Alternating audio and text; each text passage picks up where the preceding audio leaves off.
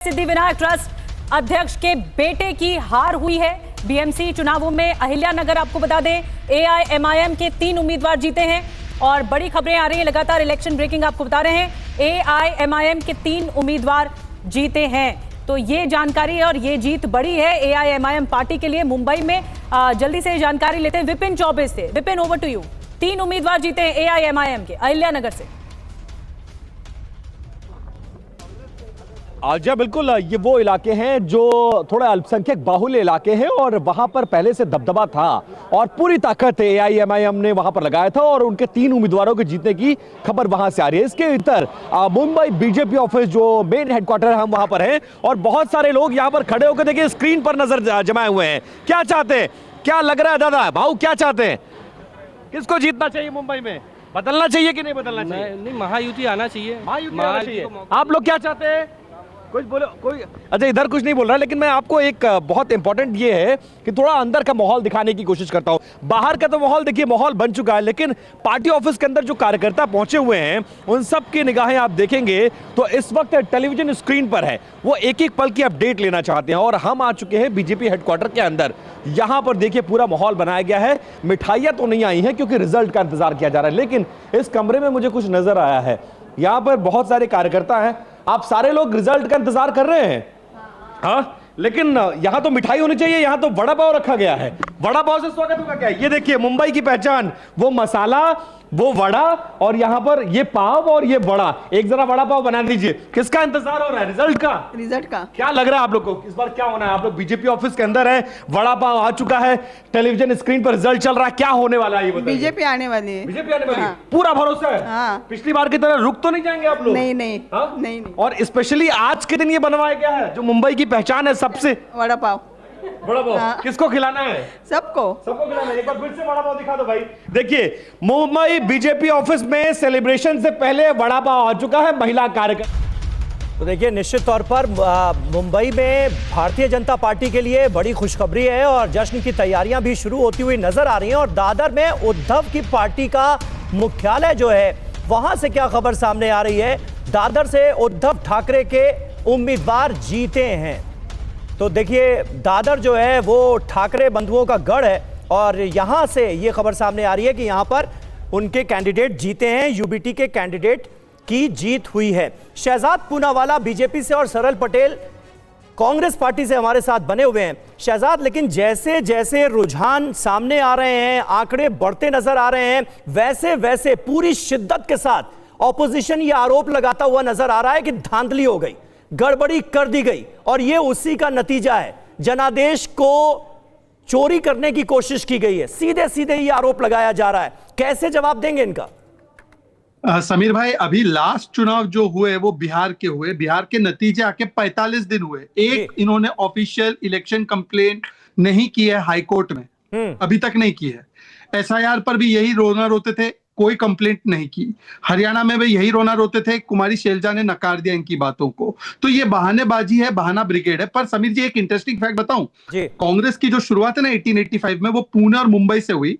पहली मीटिंग पुणे में होने वाली थी, फिर कोलेरा का आउटब्रेक हुआ तो उनको गोवालिया टैंक मुंबई में करना पड़ा। आज पुणे और मुंबई दोनों जगह कांग्रेस का अस्तित्व खत्म। और राहुल गांधी क्या कर रहे हैं? ठाकरे बंधुओं की भाषा बोल रहे हैं। वो बोल रहे ठाकरे बंधु सही है, राज ठाकरे सही है। तो कांग्रेस पार्टी जो है, देखिए, एक तो कहां उन्होंने कि राज ठाकरे सही है, इसी बिना पर तो वो अलग हो गए। कांग्रेस पार्टी कह रही है कि भाई राज ठाकरे की नीतियों से हम सहमति नहीं है, तो उनके साथ चुनाव कैसे लड़ सकते हैं? ऐसा है, उद्धव ठाकरे आज भी इंडिया अलायंस में है, उद्धव के साथ राज है, पर कांग्रेस ने राज उद्धव से नाता नहीं तोड़ा। दूसरी बात, जो उद्धव और राज वो इंक इंक इंक कर रहे हैं, वही बात को कर रहे हैं। तीसरी बात मैं आपको बता दूं, और जस्ट 10 सेकंड लेकर, कि एक चीज नोट कीजिए कि दोनों ठाकरे बंधु एक हो गए मुंबई में, वहां पे वो फिर भी हार रहे हैं। पवार परिवार पूरा एक हो गया पुणे में, वहां पे भी बीजेपी जीत रही है। तो ये दिखाता है कि किस प्रकार से बीजेपी आज नंबर 1 पार्टी बनी है, क्योंकि हमने हिंदुत्व नहीं छोड़ा और मराठी और हिंदुत्व एक ही है। इन लोगों ने बहुत प्रयास किया कि ये ममडानी जैसा कोई बुरखे वाली बनाना चाहते थे मेयर मुंबई में, वो नहीं बनाना चाहती मुंबई। ठीक है, बड़ी बात आपने कही शहजाद जी। जयशंकर जी भी हमारे साथ मौजूद हैं। जयशंकर सर, अगर इस पूरे चुनावों का एनालिसिस करें तो क्योंकि 2017 के बाद हो रहे हैं, 4 साल डिले हुए ये चुनाव, ऐसे में कांग्रेस का तेजी से 2017 के बाद से ही अस्तित्व घट रहा है और ये नतीजों में दिख रहा है। चाहे वो विधानसभा चुनाव हो, महाराष्ट्र के विधानसभा चुनाव हुए, उसमें कांग्रेस का प्रदर्शन ठीक नहीं रहा, फिर लोकसभा में प्रदर्शन ठीक नहीं रहा, और अब नगर निकाय चुनाव में भी कुछ इसी तरह का हाल देखने को मिल रहा है। तो बड़ी वजह क्या है? नहीं, लोकसभा में तो ठीक ही था, विधानसभा में खराब रहा और इस बार भी खराब हो रहा है, नगर निगम के चुनाव में भी। देखिए, एक तो कांग्रेस को ये तय करना होगा कि उसको क्षेत्रीय दलों से लड़ना है या भाजपा गठबंधन से लड़ना है। एक तो सबसे बड़ी बात यह है। और दूसरा यह है कि जैसे ठाकरे परिवार जो है भाजपा के साथ मिलकर के ही राजनीति करता था, उसकी राजनीति उसी पर टिकी हुई थी, तो दोनों बराबर बराबर के रहते थे। लेकिन जब अलग हो गया, अब उसके बाद राज ठाकरे पहले अलग हो गए, फिर बाद में दोनों मिल करके आए, तो उससे उनके साथ जो एक और वोट जोड़ने वाला था। ये नैरेटिव तो नहीं गया कि राज ठाकरे अपमान करते हैं उत्तर भारतीयों का और वो उद्धव ठाकरे के साथ आ गए? निधि, मैंने पहले भी कहा था कि उद्धव ठाकरे ने जो विस्मरण किया दक्षिण भारतीयों के खिलाफ या उत्तर भारतीयों के खिलाफ, उसका खामियाजा उनके गठबंधन को भुगतना पड़ा। उनके लिए एडिंग वोट नहीं आया, जो सेकुलर वोट थे वो कंफ्यूज हो गए। जो भी दलित है या ये अपने अल्पसंख्यक हैं या ओबीसी के लोग हैं, वो लोग कंफ्यूज हो गए कि कांग्रेस की तरफ जाएं कि शिवसेना की तरफ जाएं। शिवसेना में पूरा का पूरा वही आ गया कैरेक्टर राज ठाकरे वाला। ठीक बात है। जयशंकर जी, ये सरल पटेल हमारे साथ हैं कांग्रेस पार्टी से। सरल जी, जयशंकर जी जिन बातों का जिक्र कर रहे हैं, क्या आप मानते हैं कि वो एक बड़ी वजह है? कांग्रेस पार्टी इस वक्त एक पसोपेश की स्थिति में नजर आ रही है। नेशनल पार्टी का वो रुतबा भी बरकरार रखना है, इसलिए रीजनल पार्टी से अलग चुनाव लड़ते हुए दिखना भी है, लेकिन कहीं ना कहीं वोट बैंक के लिहाज से वो मजबूरी भी है। क्या ये दिक्कत है?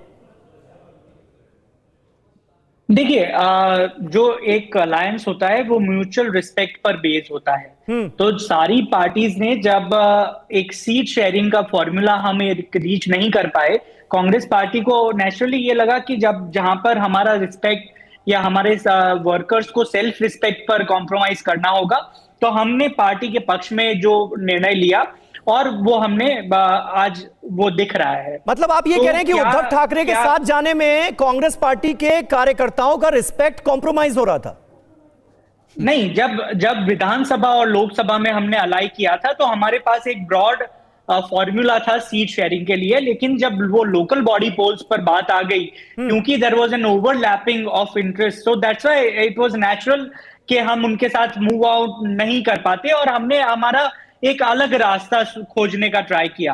और जहां पर आप देखेंगे कि लास्ट टाइम हमारी 31 सीट्स थी, अभी आप हमें सिर्फ 11 सीटों पर आगे दिखा रहे हैं, लेकिन हम कॉन्फिडेंट है कि जो हमारा लास्ट टाइम का जो आंकड़ा था हम उसको पूरी तरह पार करेंगे। 5 बजे कितना था? 31। अब 40 सीटें भी नहीं रह गई, 27 और 5 32, तो 32 में से 31 आप जीत जाएंगे।